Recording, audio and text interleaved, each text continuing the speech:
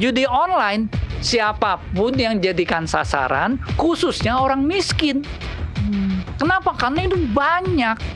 Dan literasi digital dan finansialnya itu rendah, sehingga mereka mudah dibuai. Jangan mudah terbuai apa. Pokoknya sesuatu yang dia kasih kamu lebih dari bunga bank itu bohong kemungkinan besar, jangan dipercaya. Komputernya itu harta karun. Itu terkoneksi ke servernya, kita jadi tahu IP server yang sebenarnya ada di mana. Lalu ada harta karun finansial. Kalau mereka masuk ke kripto atau apa, ya di situ semua akun kriptonya.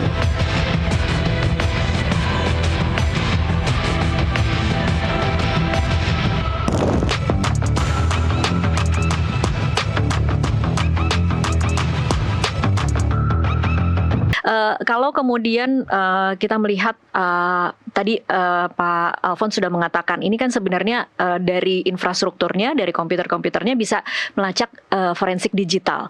Apa yang seharusnya dilakukan setelah ini nih Pak? Dan apa yang kemudian bisa dikejar?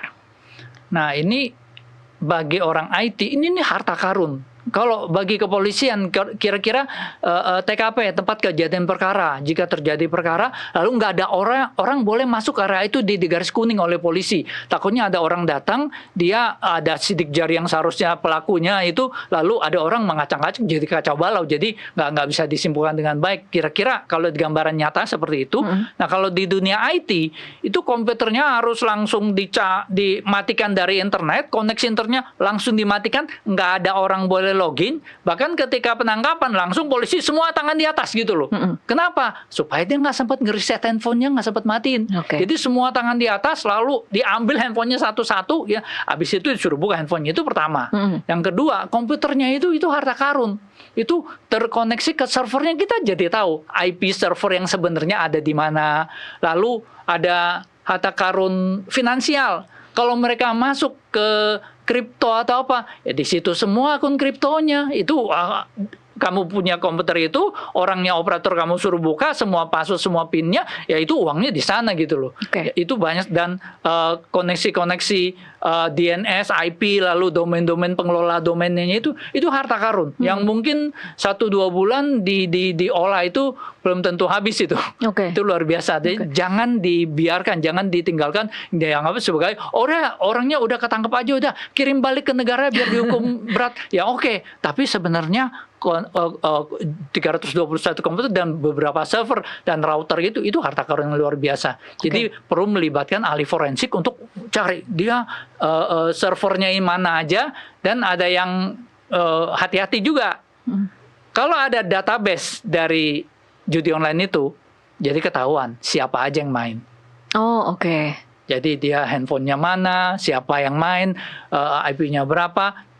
Tolong berhati-hati. Jadi jangan disebarluaskan atau apa. Nanti malah merupakan pelanggaran UU PDP. Tetapi setidaknya ini supaya masyarakat juga tahu. Lu kalau main judi online nih ketangkep nih pengelolanya, nama lu bisa muncul gitu loh.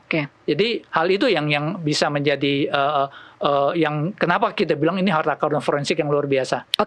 Mengetahui kan satu hal ya Pak Alphonse, mengetahui servernya, mengetahui aliran dananya itu satu hal. Apa tantangan selanjutnya? Karena kadang-kadang kan kalau seperti ini kan mungkin servernya di negara lain ya Pak Alphonse ya. Perlu kerjasama lintas negara juga kan. Jadi kira-kira tantangan ke depannya itu akan seperti apa untuk kemudian bisa benar-benar menangkap kepalanya Pak Alphonse? Soal nangkap kepala itu percuma. Percuma? Bukannya mubazir. Sudah banyak yang tertangkap. Kita lihat contoh seperti gembong narkoba di Meksiko. Udah ketangkap satu di penjara atau tembak mati gitu. Terus dalam waktu beberapa bulan akan muncul gembong yang lain. Kenapa? Karena model bisnisnya sudah ada, keuntungannya yang besar, dan ada demand-nya gitu. Judi online juga begitu. Jadi model bisnisnya udah ada, keuntungannya besar, sehingga kalau ketangkap pun mereka akan ada pemain lain yang menggantikan karena ada cuan besar di sini gitu.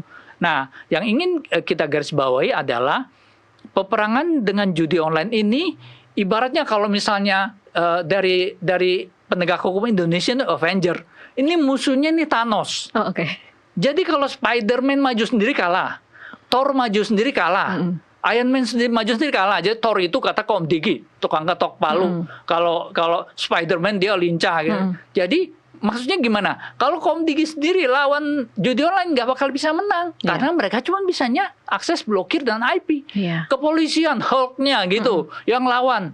Yang nggak bisa lagi pengen tahu IP-nya, pengen tahu pengaksesnya, mau nggak mau mesti ke Komdigi juga. Lalu pengen menelusuri uangnya, Komdigi kepolisian nggak bisa. Nah, mesti cari PPATK, OJK gitu loh. Ada BSSN, nanti Departemen Luar Negeri seperti kita ungkapkan tadi. Jadi peperangan melawan judi online ini, jadi Avenger-nya harus bersatu. Nggak bisa Avenger jalan sendiri-sendiri. Kalau nggak, lo nggak mungkin bisa ngalahin Thanos, kira-kira begitu. Nah, jadi gimana cara bersatunya? Ya kita selalu sarankan bentuk satu satgas. Kalau waktu kemarin sempat dibentuk di bawah Kemenpolhukam itu di bawah ada kepolisian, ada Komdigi, ada PPATK, OJK. Nah, itu yang kita sarankan untuk dijalankan terus. Dan karena ini ada model bisnis yang selalu untung dan tidak mungkin kamu tangkap orangnya terus sudah selesai terus judi online ini hilang. Ini adalah maraton. Ini bukan lari jarak pendek atau jarak menengah gitu loh. Itu yang perlu kita sadari. Jadi tolonglah bentuk satgas ini yang benar-benar bekerja dengan hati, jangan malah pagar makan tanaman seperti kemarin di Komdigi, ya kan. Jadi benar-benar jalankan dengan hati dan jalannya untuk jangka panjang. Ini perlu ada satu satgas yang ini akan selalu ada kok. Demand-nya selalu ada dan supply-nya kamu udah tangkap ini dia akan muncul lagi. Nah, itu jangka pendek dan jangka menengah, itu yang kita lakukan. Jangka panjangnya apa? Jangka panjangnya kita lakukan literasi digital dan literasi finansial ke masyarakat.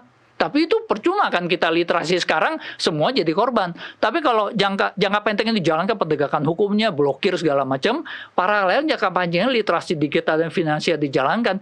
Literasi digital itu ngajarin ke masyarakat. Sebenarnya lu tuh kalau main judi online itu konsolnya adminnya itu dia tinggal nentuin gua mau lu menang atau kalah gitu loh. Jadi kalau dia bilang masih mungkin menang nggak sih sebenarnya Pak kalau main judi online atau memang akan selalu kalah sebenarnya? Tergantung adminnya. Jadi intinya dia pengen bikin korbannya addicted. Iya. Jadi dikasih menang sekali, kalah 5 kali, menang 2 kali, menang 3, hatinya udah besar. Jadi tadinya yang uangnya cuman sedikit, oh ini gue bisa menang besar nih, ya kan? Diambil lah uangnya. Lalu uangnya itu udah habis, carilah ke pinjol kemana. Nah, jadi itu yang pertama, literasi digital. Jadi masyarakat perlu tahu bahwa itu sebenarnya kamu main judi online lebih bodoh daripada kamu judi. Kenapa? Karena kalau kamu main judi, di depan mata kamu itu probabilitas yang kamu bisa kontrol. Kalau kamu main judi online, yang nentuin kamu menang atau kalah tuh admin dan algoritma.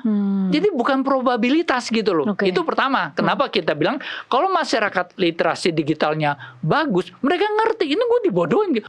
Nah, lalu kedua literasi finansial. Nah, ini yang juga jangka panjang. Jadi ya masyarakat perlu diajarkan bisa mandiri secara finansial, jangan besar pasak daripada tiang, jangan konsumsi yang besar lalu pengen gaya hidup apa. Nah, itu hal-hal itu kalau literasi digital dan finansial bisa tinggi, mereka akan cukup sulit untuk bisa tertipu di judi online ini. Kira-kira seperti itu yang harus dilakukan.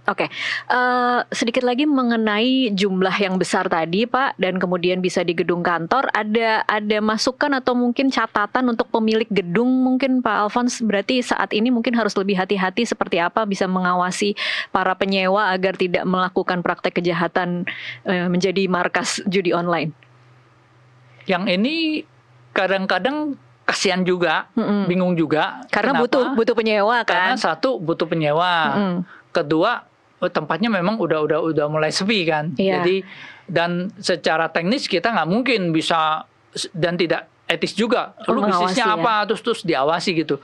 Tetapi harusnya kalau 300 lebih warga negara asing ini harusnya bisa menjadi pertanyaan sih, harusnya trigger lah. Jadi pengelola gedung juga cukup sensitif, cukup menyadari bahwa kalau bisa hindarilah hal-hal yang berpotensi melanggar hukum. Jadi memang kita butuh bisnis, tapi kalau sampai melanggar hukum sekarang malah jadi runyam kan, malah jadi lebih susah lagi berurusan dengan penegakan penegak hukum dan terseret-seret gitu loh. Oke, menurut Pak Alphonse, dengan catatan bahwa kita kan sudah mengenali ya warga negara mana yang kemudian memang biasa menjadi tempat untuk operasi judi online. Tadi kita sudah identifikasi kewarganegaraannya Indochina itu tadi. Apakah kemudian dengan ini kan ada paradoks ya Pak Alphonse, di satu sisi Indonesia tuh juga ingin pariwisatanya berkembang, makanya kemudian WNA tuh bisa diberi kemudahan untuk visa masuk ke dalam negeri. Tetapi di sisi lain ketika pengawasan ke WNA lemah,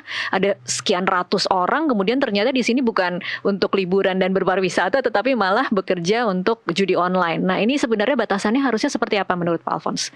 Ini menarik. Jadi dari 300 lebih WNA itu mayoritas overstay. Iya. Mayoritas overstay. Jadi ada pelanggaran imigrasi juga ya di situ. Jadi harusnya dari sini kita belajar. Kita nggak mau salah-salah, nggak mau tuding-tuding gitu ya. Dari sini kita belajar bahwa kalau dari overstay ini kita bisa proses jadi satu database. Terus benang merahnya apa gitu loh. Jadi dari keimigrasian juga bisa lihat, ini sekarang mulai diperhatikan yang dari Indochina ini. Jadi kalau misalnya sasaran orang Amerika yang bisa bahasa Inggris, apa itu orang India atau dari mana atau dari Filipina, yang untuk negara Indochina ini yang mesti bahasa Vietnam susah dipelajari, mesti orang Vietnam gitu loh. Dan Cina mesti bahasa Cina. Nah, jadi dari imigrasi ini mungkin bisa mulai melakukan profiling sekarang. Oke. Siapa saja yang masuk ke Indonesia, ya kan? Ini kita tidak tahu ya Pak, masuknya satu-satu atau langsung 300 masuk begitu ya. Siapa saja yang masuk ke Indonesia, lalu dilihat kalau khususnya udah overstay, ya kan? Itu sudah lampu merah. Oke. Kalau udah banyak nggak keluar-keluar, nah dari situ perlu dilacak. Mereka mesti ada alatnya. Kenapa? Sekarang untuk melacak itu nggak sulit. Kenapa? Karena semua orang pegang handphone. Oke. Jadi ketika mereka masuk, mereka melakukan komunikasi, ya kan?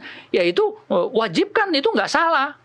Orang masuk ke Indonesia dari luar negeri pasti nyalain handphonenya. Nyalain handphonenya apakah dia roaming atau dia pakai misalnya eSIM atau apa gitu. Dan kita berhak untuk minta, lu kalau masuk ke Indonesia, MAC lu apa, MAC address lu. Kita catat. Oh boleh ya untuk WNA. Kita berhak loh. Itu negara kita pengen tahu. Lu udah sebulan lu keluar nggak? Kalau lu nggak keluar handphonenya ada sih, atau lu nggak keluar kan? Jadi hal-hal seperti itu yang perlu dikerjakan gitu loh. Jadi dari imigrasi lakukan, tapi lakukan itu dalam koridor hukum, jangan disalahgunakan untuk melacak orang. Ini untuk mencegah supaya tidak kita kasih free visa nanti malah disalahgunakan. Ini akan memberikan banyak manfaat. Banyak yang bukan untuk judi online juga, banyak yang overstay di Bali juga bisa keungkap dan bisa ditindak. Sekarang kan ibaratnya imigrasi cuma jadi gerbang masuk aja buat visa on arrival, terima duitnya aja, tetapi kontrolnya kurang jalan gitu loh. Nah, kontrolnya jalan itu bukan cuma pas keluar lu tangkap, tapi pas udah overstay, lu udah tahu, lu udah ngelacak nih orangnya di mana nih, lu sampernya balik lu ke negara lu. Harusnya itu yang dilakukan. Dan itu mungkin ya Pak dilakukan ketika mereka overstay, kemudian kita bisa punya datanya dan kita bisa tahu mereka lokasinya di mana, tuh seharusnya bisa dilakukan. Secara teknis kalau ingin dilakukan itu mungkin, dan kalau masalah undang-undang dan legal itu perlu untuk didukung. Kenapa? Karena ya hal seperti ini kita bisa cegah kan. Iya. Oke, kita harus break dulu Pak Alphonse, nanti kita lanjutkan di segmen selanjutnya. Pemirsa tetaplah bersama Kasih Paham, kami kembali usai jeda.